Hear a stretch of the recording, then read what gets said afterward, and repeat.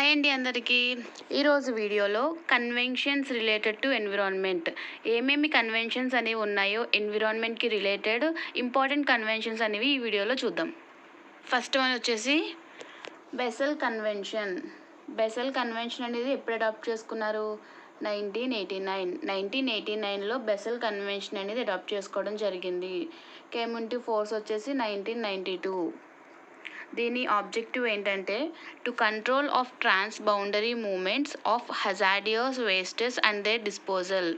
అంటే different countries మధ్య hazardous wastes అంటే డిస్పోజల్ అంటే చెత్త అనేది ఉంటుంది కదా, కెమికల్ వేస్ట్ లేదా ఎలక్ట్రానిక్ వేస్ట్. ఈ వేస్టెస్ అవి చాలా డేంజరస్ అనేవి అండ్ ప్లాస్టిక్ రిలేటెడ్, అవి బయోడిగ్రేడబుల్ కాదు కదండి. సో ఆ టైప్ ఆఫ్ వేస్టెస్ అనేవి అక్కడ డిస్పోజల్ చేయడానికి కానీ లేదా ఈ కంట్రీ నుంచి ఆ కంట్రీకి మూమెంట్ అంటే ఈ కంట్రీస్కి ఆ కంట్రీస్ ఎక్స్పోర్ట్స్ కానీ ఇంపోర్ట్స్ కానీ చేయడాన్ని తగ్గించాలి.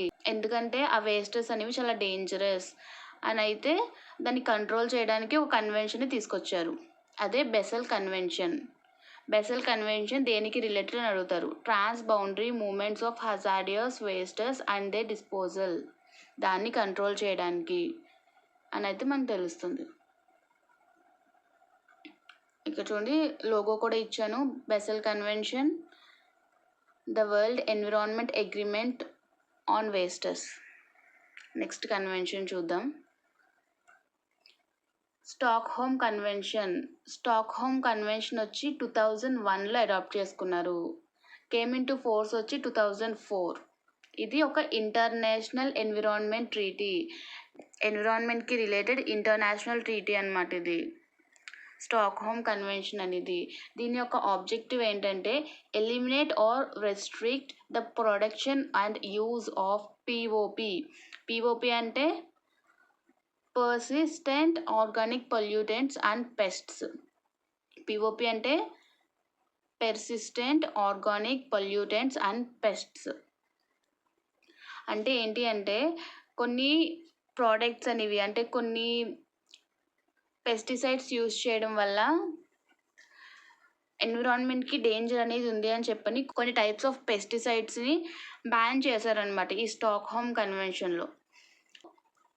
12 పిఓపిస్ అని బ్యాన్ చేశారనమాట. దాన్నే డర్టీ డజన్ అంటాం. ఏమంటారు? Dirty dozen. 12 పిఓపిస్ అనేవి బ్యాన్ అయ్యాయి. అవి ఏంటి అంటే ఆల్డ్రిన్, క్లోరోడెన్, డిడిటి, డైల్డ్రిన్, ఎండ్రిన్, మైరిక్స్, టాక్సాఫిన్ ఎక్సెట్రా. అవే ఇండస్ట్రియల్ కెమికల్స్కి వచ్చేసి హెక్సా క్లోరోబెంజిన్ అండ్ పీసీబీస్. అదే అన్ఇంటెన్షనల్లీ ప్రొడ్యూస్డ్ పిఓపిస్ అయితే డయాక్సిన్స్ అండ్ ఫ్యూరెన్స్. ఈ 12 పెస్టిసైడ్స్ని బ్యాన్ చేయడం జరిగింది. ఆ 12 పెస్టిసైడ్స్ని డర్టీ డజన్ అనేది అంటాం అనమాట. కేరళలో కసర్గాడ్ అనే ఏరియాలో 1980స్లో ఒక ఇన్సిడెంట్ జరిగింది. ఏంటంటే వాళ్ళు అప్పట్లో ఎండోసల్ఫిన్ బాగా యూజ్ చేసేవారనమాట. ఎండోసల్ఫిన్ అనేది యూజ్ చేయడం వల్ల అక్కడున్న ఎన్విరాన్మెంట్ అండ్ హ్యూమన్ బీయింగ్స్ వీళ్ళందరూ ఎఫెక్ట్ అవ్వడం స్టార్ట్ అయింది.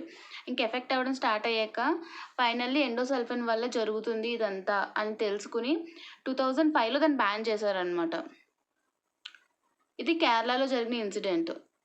కొన్ని పెస్టిసైడ్స్ వల్ల క్లైమేట్కి, ఎన్విరాన్మెంట్కి అండ్ హ్యూమన్ బీయింగ్స్ అందరికీ చాలా డేంజరస్గా ఉంటుంది, చాలా ఎఫెక్ట్స్ అనేవి ఉంటున్నాయి. అందుకని చెప్పని వాటిని బ్యాన్ చేయాలని అయితే ఈ ఆబ్జెక్టివ్తో ఈ స్టాక్హోమ్ కన్వెన్షన్ అనేది తీసుకురావడం జరిగింది. ఇక్కడ లోగో కూడా ఇచ్చాను. Stockholm convention on persistent organic pollutants, POPs. Next కన్వెన్షన్ని చూద్దాం. ఇది రోటర్డామ్ కన్వెన్షన్ అనమాట. రోటర్డామ్ కన్వెన్షన్ అనేది 1998లో అడాప్ట్ చేసుకున్నారు. అది కేమ్ ఇంటూ ఫోర్స్లోకి ఎప్పుడు వచ్చింది? 24th Feb 2004లో అది కేమ్ ఇంటూ ఫోర్స్లోకి వచ్చిందనమాట. దీని యొక్క ఆబ్జెక్టివ్ ఏంటంటే prior informed consent procedure for certain hazardous chemicals and pesticides in international trade. అంటే ఎక్స్పోర్ట్స్ అండ్ ఇంపోర్ట్స్ అనమాట. ఇక్కడ ఏంటంటే స్టార్టింగ్లో మనం బెసెల్ కన్వెన్షన్లో దాన్ని ఏం చేయడం జరిగింది? బెసెల్ కన్వెన్షన్లో కంట్రోల్ చేయడం జరిగింది trans boundary movements of hazardous wastes అనేవి. కానీ ఇక్కడ ఈ కన్వెన్షన్లో ఏం చెప్తున్నారంటే ఇన్ కేస్ ఏమైనా రిక్వైర్మెంట్ ఉంది వేరే కంట్రీకి, ఈ కంట్రీస్లో ఉన్న పెస్టిసైడ్స్ కానీ లేదా కెమికల్స్ కానీ ఏమన్నా వేరే కంట్రీస్లో రిక్వైర్మెంట్ ఉంటే ఆ టైంలో ఏం చేయాలంటే ముందే ఇన్ఫార్మ్ తీసుకుని ఒక ప్రొసీజర్ అనేది ఫాలో అవ్వాలన్నమాట. Prior informed consent procedure, files మీద సైన్ చేయడం, దాని గురించి లీగల్గా అన్ని డాక్యుమెంట్స్ చేసుకుని అప్పుడు దాని తర్వాత ఎక్స్పోర్ట్స్ అండ్ ఇంపోర్ట్స్ అనేవి చేసుకోవచ్చు అని అయితే ఈ రోటర్డమ్ కన్వెన్షన్ అనేది చెప్తుందన్నమాట.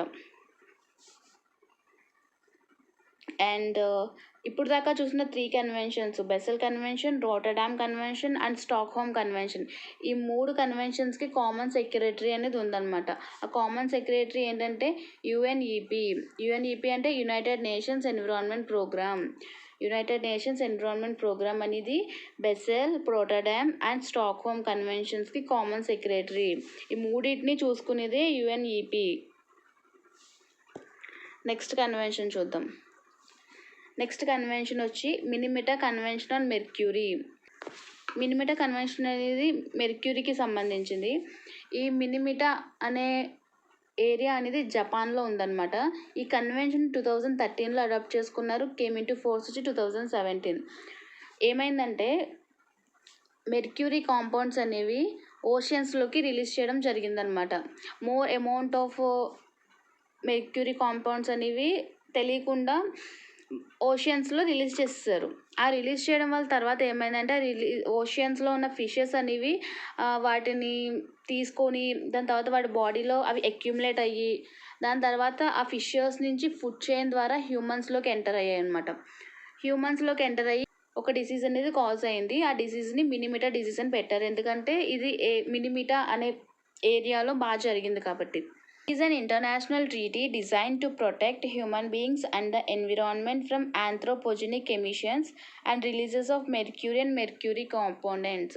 mercury componentsని ఎక్కువగా రిలీజ్ చేయకుండా, ఆంథ్రోపోజెనిక్ ఎమిషన్స్ అనేవి జరగకుండా దాన్ని ప్రొటెక్ట్ చేయడానికి, ఎన్విరాన్మెంట్ని, హ్యూమన్ బీయింగ్స్ని ప్రొటెక్ట్ చేయడానికి ఈ ఇంటర్నేషనల్ ట్రీటీ అనేది సైన్ చేయడం జరిగింది.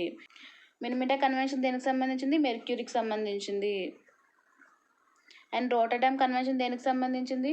ఒక కన్సెంట్ ప్రొసీజర్ అనేది చేయాలి.